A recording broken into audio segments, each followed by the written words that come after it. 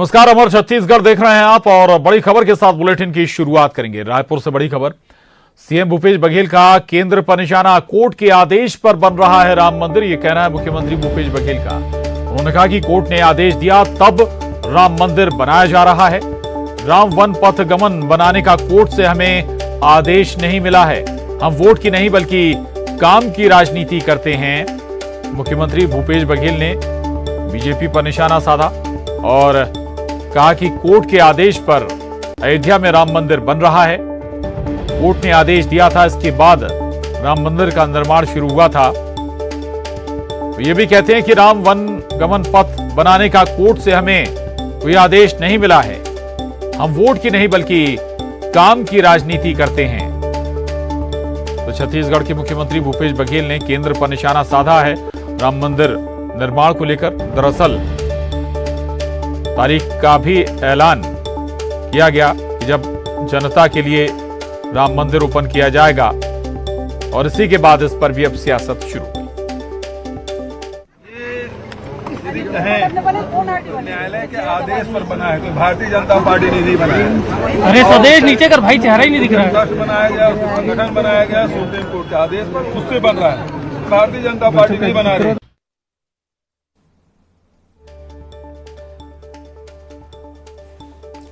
तो राम मंदिर मसले पर मुख्यमंत्री भूपेश बघेल कह रहे हैं कि कोर्ट के आदेश पर ये मंदिर बनना शुरू हुआ, ना कि बीजेपी के। ममता लांजेवार न्यूज़ 18 संवाददाता रायपुर से हमारे साथ जुड़ी हैं। ममता, राम मंदिर हाल ही में तारीखों का ऐलान किया गृह मंत्री ने, ये बताइए क्या छत्तीसगढ़ में भी राम मंदिर मसला रहा है?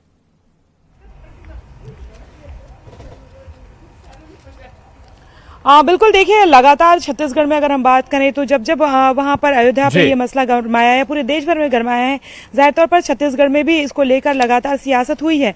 बीजेपी और कांग्रेस लगातार एक दूसरे पर हमलावर रहे हैं और अगर हम बात करें तो कांग्रेस लगातार ये कहते आई है कि राम से बीजेपी का कोई लेना देना नहीं है, बल्कि वो वोटों के लिए वो जानते हैं कि इस देश के जनमानस में राम किस तरीके से राम के प्रति क्या आस्था है, और यही वजह है कि उसी के चलते वो उसे भुनाने की कोशिश करती है और राम के नाम पर जो है वो सियासत करने की कोशिश बीजेपी करती है। कांग्रेस का ये हमेशा से कहना रहा है, मुख्यमंत्री भूपेश बघेल भी करते रहे हैं कि राम केवल बीजेपी की बपौती नहीं है, बल्कि पूरे देश राम जो है वो पूरे दुनिया के पूरे ब्रह्मांड के हैं। और जब भी राम मंदिर को लेकर बात होती है, जाहिर तौर पर बीजेपी और कांग्रेस एक दूसरे पर हमलावर होते हैं।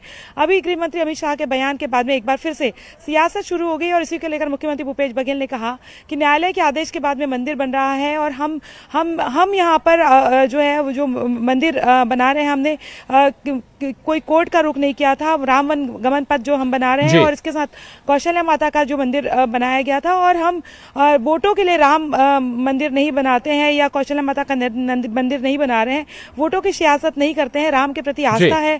यहाँ से भगवान राम गुजरे थे और 14 साल के जब वनवास पर निकले थे तो जहां जहां पर वो गए थे वहां पर राम वन गमन पथ बनाया गया था। लेकिन बीजेपी हमेशा से ये कोशिश करती है कि राम के नाम पर किस तरह से वोटों की राजनीति साधी जाए, ये उन्होंने यानी कि राम के नाम पर सियासत छत्तीसगढ़ में भी हो रही है। ममता रहेगा, मैं लौट रहा हूं आपके पास। केदार गुप्ता जी हमारे साथ जुड़े हैं बीजेपी से। केदार गुप्ता जी, मुख्यमंत्री भूपेश बघेल कहते हैं, बड़े साफ गोई से कहते हैं कि भाई राम मंदिर बीजेपी नहीं बनवा रही, बल्कि कोर्ट के सुप्रीम कोर्ट के आदेश से अयोध्या में राम मंदिर बन रहा है। ठीक बात है। भारतीय जनता पार्टी संविधान का, कानून का सम्मान करती है और कानून सम्मत कार्य करती है। जी, सरकार थी 60-70 वर्षों तक, पर राम की कृपा इनकी सरकार में नहीं हो पाई। राम की कृपा तो जो राम का प्रेमी होता है, जो राम का भगत होता है, उसी की सरकार में होती है। तो यही मान ले भूपेश बघेल जी कि राम की कृपा राम की सरकार पर हुई और कोर्ट ने मंदिर बना लिया, उसमें कौन सी बड़ी बात है। कांग्रेस के काल में तो नहीं बन पाया। कोर्ट ने आदेश दिया है, तो सवाल तो यही उठा रही है कांग्रेस की, भाई श्रेय क्यों ले रहे हैं आप? श्रेय लेंगे, राम भक्त हैं, श्रेय लेंगे जी। हमारे काल में बन रहा है राम जी का मंदिर और हम सब समर्थन कर रहे हैं। हम सब राम जी के लिए घूम रहे हैं और राम जी का अच्छा मंदिर बने, धन संग्रह कर रहे हैं। हम तो इनके यहाँ गए थे चंदा मांगने के लिए, तो बोले मत मांगो भैया, चंदा मांगोगे तो टिकट कट जाएगी। हम चंदा अगर राम के नाम से देंगे तो टिकट कट जाएगी। अब धर्मांतरण जो छत्तीसगढ़ में हो रहा है वो किसके नाम से हो रहा है? राम को मानने वालों का धर्मांतरण कैसे हो रहा है छत्तीसगढ़ में? कल बस्तर क्यों बंद था, इसका जवाब है। राम के मानने वालों को आप धर्म परिवर्तन करा रहे हो और भाजपा वालों को जेल भेज रहे हो। भारतीय जनता पार्टी वाले करा रहे क्या धर्मांतरण? अगर आज बस्तर बंद है तो किस कारण बंद है, क्या वजह है बंद होने की? धर्मांतरण ही तो। अब राम के मानने वालों का धर्मांतरण हो रहा है छत्तीसगढ़ में, तो ये राम की बात कहाँ मानने वाले हैं, ना राम का सुनने वाले हैं जी। प्रति और परंपरा की कांग्रेस तो ये भी करेगी जो भाई जो धर्मांतरण पर बवाल हुआ उसके पीछे भी बीजेपी है। हाँ ठीक है ना, रहेंगे, क्यों नहीं रहेंगे। अगर कोई बलात् और बहला फुसला के किसी की संस्कृति का नुकसान करेगा, आदिवासी भाइयों की संस्कृति का नुकसान करेगा, तो भारतीय जनता पार्टी खड़ी है जी। मैं आपको बिल्कुल लाइव में कह रहा हूँ और जिम्मेदारी से कह रहा हूँ कि अगर धर्मांतरण होगा और किसी प्रकार का कोई भी जिहाद होगा तो भारतीय जनता पार्टी ऐसे लोगों के साथ खड़ी है जिनका धर्मांतरण बलात् और बहला फुसला कर किया जा रहा है। इसमें क्या विषय है जी। ठीक है। हालांकि भूपेश बघेल राम वनगमन पथ का भी जिक्र करते हैं और कहते हैं कि भाई हमें किसी कोर्ट ने आदेश नहीं दिया। बहुत शुक्रिया केदार गुप्ता जी, न्यूज 18 से बात करने के लिए। ममता आपका भी धन्यवाद। आगे बढ़ेंगे। रायपुर से बड़ी खबर है, राज्यपाल पर सीएम का तंज, आरक्षण बिल को लटकाए रखना गलत है, ये कहा मुख्यमंत्री ने। राज्यपाल की राजनीति दुर्भाग्यजनक है, बीजेपी समाज में जहर घोलने का काम कर रही है। राज्यपाल उसको प्रश्रय दे रहे हैं जो कि गलत है। राज्यपाल अपनी हठ धर्मिता छोड़ें।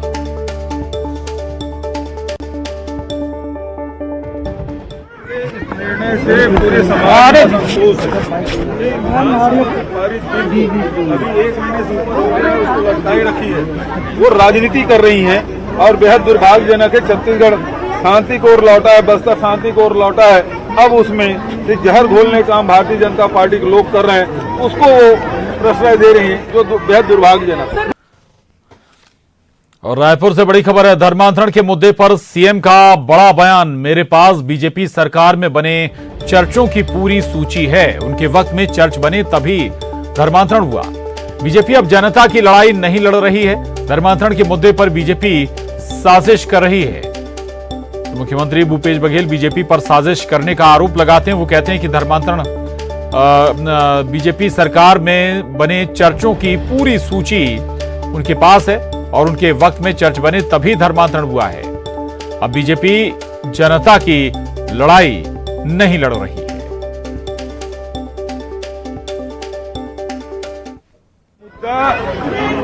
मेरे पास सूची है, भारतीय जनता पार्टी के शासनकाल में कितने चर्च बने, धर्मांतरण हुआ तभी चर्च बना। तो ये उसी के कार्यकाल में वो सारी सूची में दे दूंगा, विधायकों को भी दे दूंगा, पत्रकारों को भी दे दूंगा, सबको दे दूंगा ताकि जानकारी हो कि कौन सा चर्च कब बना। और ये भारतीय जनता पार्टी अब लड़ नहीं पा रही है, तो केवल धर्मांतरण और सांप्रदायिकता दो ही मुद्दे हैं जिसमें उसकी मास्टरी है, वो करने जा रहे हैं। लेकिन मैं स्पष्ट करना चाहता हूं कि उसके कोई भी षड्यंत्र है वो सफल नहीं होगा, असफल ही होगा। और बड़ी खबर है जशपुर से, इस वक्त की धर्मांतरण के खिलाफ आज बड़ी रैली आयोजित की जा रही है। जनजातीय सुरक्षा मंच रैली निकाल रहा है। बस्तर में धर्मांतरण के खिलाफ प्रदर्शन करेंगे। कलेक्ट्रेट पहुंचकर आदिवासी प्रदर्शन करने वाले हैं। रणजीता स्टेडियम में रैली का आयोजन किया जा रहा है। तो ये बड़ी खबर है जशपुर से, जहां आपको बता दें कि धर्मांतरण के खिलाफ आज बड़ी रैली का आयोजन किया जा रहा है और जनजातीय सुरक्षा मंच ये बड़ी रैली निकालने जा रहा है जशपुर में। बस्तर में धर्मांतरण के खिलाफ जनजातीय सुरक्षा मंच ये बड़ा प्रदर्शन आज कर रहा है। दीपक सिंह हमारे साथ जुड़े हैं और जानकारी के साथ जशपुर से। दीपक, धर्मांतरण का मसला पहले से ही गरमाया हुआ है, अब जशपुर में भी इस पर बड़ी रैली आयोजित होने जा रही, क्या और डिटेल आपके पास? जी प्रशांत, मैं आपको बताऊं कि इन दिनों प्रदेश में जो है धर्मांतरण का मुद्दा जो है वो गरमाया हुआ है। चाहे बस्तर की बात करें चाहे जशपुर की बात करें, दोनों जगहों पर जो है धर्मांतरण को लेकर विवाद है। बस्तर के नारायणपुर में जिस तरीके से विवाद जारी है और जशपुर के सामरवार में कुछ दिनों पहले 14 लोगों की गिरफ्तारी हुई थी और धर्मांतरण के मामले में, और इसी के विरोध में जो है आज जनजातीय सुरक्षा मंच की रैली आयोजित है, जिसके लिए हजारों की संख्या में यहाँ पर आदिवासी जुटने लगे हैं। अब से थोड़ी देर में ये रैली जो है जनजातीय सुरक्षा मंच के राष्ट्रीय संयोजक गणेश राम भगत के निवास से शुरू होगी और कलेक्ट्रेट में जाकर जो है ये लोग ज्ञापन सौंपेंगे और वहीं रणजीता स्टेडियम में आम सभा का भी आयोजन है, जिसमें जनजातीय सुरक्षा मंच के राष्ट्रीय संयोजक गणेश राम भगत समेत कई आदिवासी नेता जो है वहां पर सभा को संबोधित करेंगे। और अभी थोड़ी देर में जो है ये रैली शुरू होने वाली है, जिसके लिए लोग यहाँ पर जुटने शुरू हो गए। दीपक, आगे आपसे अपडेट लेते रहेंगे इस रैली से जुड़ी हुई। शुक्रिया आपका इस पूरी जानकारी।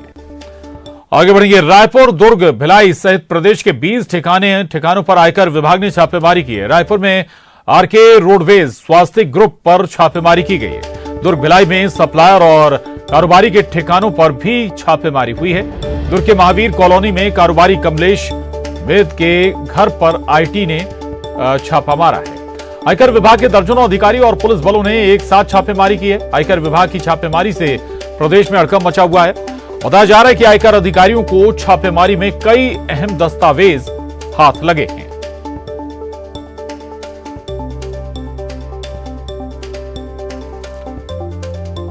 तो आपको बता दें कि एक साथ आयकर विभाग ने कई जगहों पर छापेमारी की है। रायपुर, दुर्ग, भिलाई सहित कुल 20 ठिकाने जहां पर आयकर विभाग ने दबिश दी है।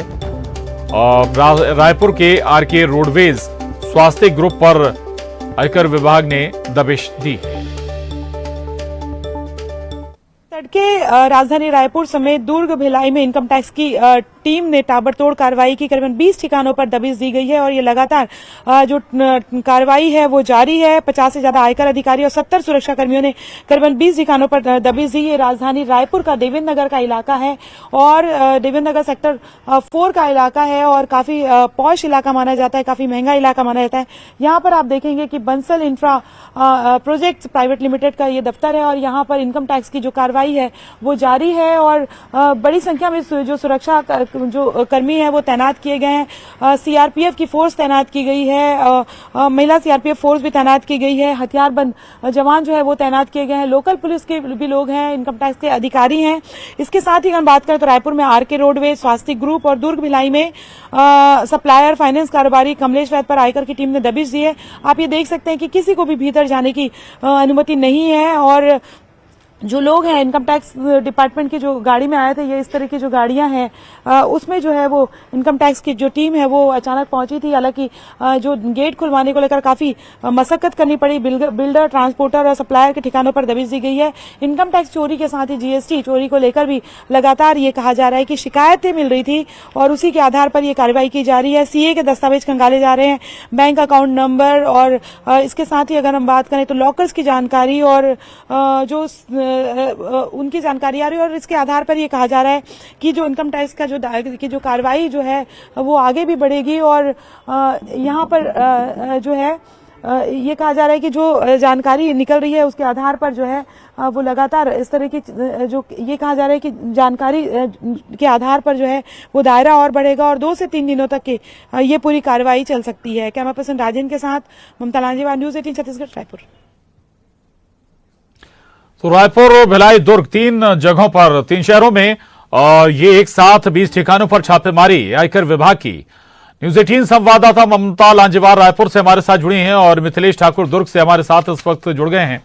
ममता, क्या इनपुट था, क्या जानकारी थी जिसके बाद ये दबिश दी जा रही है और शुरुआती तौर पर कोई जानकारी आई क्या, कोई तथ्य, कोई दस्तावेज इन ठिकानों से हासिल हुए हों आयकर विभाग को?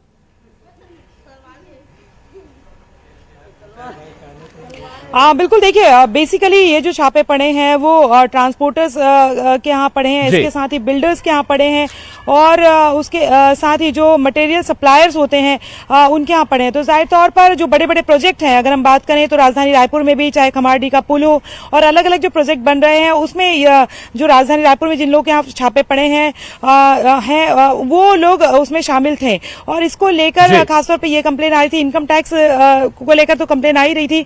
इनकम टैक्स चोरी के साथ ही जीएसटी चोरी के साथ ही अगर हम बात करें तो ये जो चीजें जो बड़े बड़े प्रोजेक्ट बन रहे हैं उस पर घालमेल की भी आरोप की बात ऐसा कहा जा रहा है। हालांकि इसको लेकर अभी कोई तथ्य नहीं प्रस्तुत किए गए हैं। तो लगातार 20 ठिकानों पर अभी शुरुआती तौर पे ये दबिश दी है और इसके साथ ही अब ये दायरा इसका बढ़ेगा और न केवल बिल्डर्स, रोड जो बनाने वाले हैं जिनको ठेकेदारी दी गई है, जिनको जिम्मा है, उन लोगों के ऊपर भी उनको लोगों के घरों में, दफ्तर दफ्तरों में, उनके सीए के यहाँ ये छापे पड़े हुए हैं।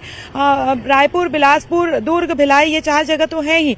इसके साथ ही ये कहा जा रहा है कि अगले 1-2 दिनों में आसपास और छापे पड़ेंगे, क्योंकि जब इस तरह के छापे जो पड़ते हैं तो उसके बाद में उनके करीबियों के डिटेल्स मिलते हैं, सीए के डिटेल मिलते हैं, और किन किन लोगों के नाम पर जमीन है, लॉकर्स हैं या और चीजें जो है वो जो है रखी गई है, ये तमाम जानकारी मिलती है।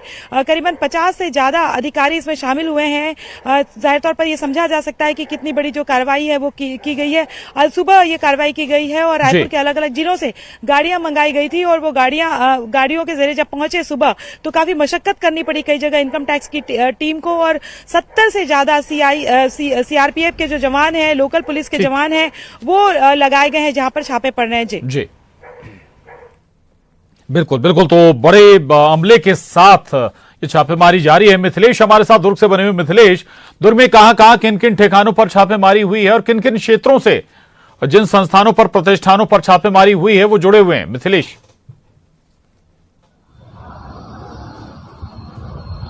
देखिए, बताना चाहूंगा कि सबसे प्रमुख जो है आज जो छापामार कार्रवाई की गई है वो कारोबारी कमलेश बैद के निवास पर छापामार कार्रवाई की गई है। दुर्ग के महावीर कॉलोनी में इनका निवास स्थान है। आज पूरी तरह से नियोजित तरीके से आईटी की टीम यहां पर दबिश दी है और आधा दर्जन से अधिक यहां पर अधिकारी मौजूद है। इसके अलावा सुरक्षाकर्मी भी, सीआरपीएफ की टीम भी है। लगातार सुबह से कार्रवाई चल रही है। कई दस्तावेज खंगाले जा रहे हैं, आय व्यय का ब्यौरा लिया जा रहा है, और इनके साथ साथ में और भी कई जगह से खबर आ रही थी। लेकिन जो महत्वपूर्ण खबर यह आई है कि कमलेश बैद का एक और जो है कुमारी में उनका निवास है, वहां पर भी जांच की जा रही है, ऐसी चर्चा चल रही है। तो अभी कुल मिलाकर ठीक, चलिए, बहुत शुक्रिया मिथिलेश आपका, और ममता आपका भी धन्यवाद। अगली खबर का रुख कर लेते हैं। भिलाई से बड़ी खबर है। ऑनलाइन सट्टा महादेव ऐप के खिलाफ पुलिस का एक्शन। बालाघाट में संचालित ब्रांच को दुर्ग पुलिस ने ध्वस्त कर दिया है। 7 आरोपियों को पुलिस ने गिरफ्तार किया है। आरोपियों में भिलाई के 2 युवक भी शामिल हैं। 11 मोबाइल, 3 लैपटॉप सहित कई बैंक खाते जब्त किए गए।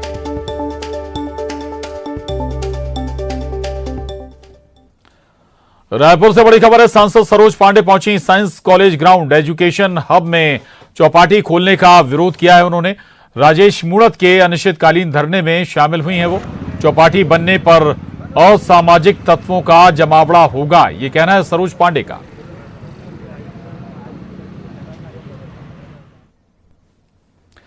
रायपुर से बड़ी खबर। चौपाटी के समर्थन में उतरे कई छात्र। नालंदा परिसर के सामने समर्थन कर रहे हैं, समर्थक प्रदर्शन कर रहे हैं। साइंस कॉलेज ग्राउंड के पास चौपाटी बन रही है और चौपाटी बनाने का बीजेपी विरोध कर रही है। नहीं किसी से भीख मांगते।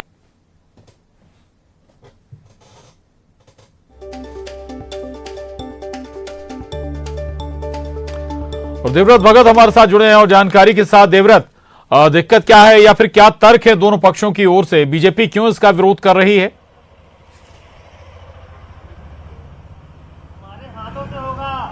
जी, एक तरह से साइंस कॉलेज का जो इलाका है वो एक तरह से एजुकेशन हब है। साइंस कॉलेज मैदान का इलाका, क्योंकि पंडित रविशंकर शुक्ल यूनिवर्सिटी है, साइंस कॉलेज भी है, संस्कृत महाविद्यालय है, और इसके अलावा नालंदा परिसर और एनआईटी जैसे परिसर हैं। तब ऐसी स्थिति में जो शहर का सबसे बड़ा यूथ हब जो है वो इलाका जाना जाता है। अब ऐसी स्थिति में यहाँ पर चौपाटी एक तरह से बनाया जा रहा है स्थानीय विधायक और महापौर द्वारा।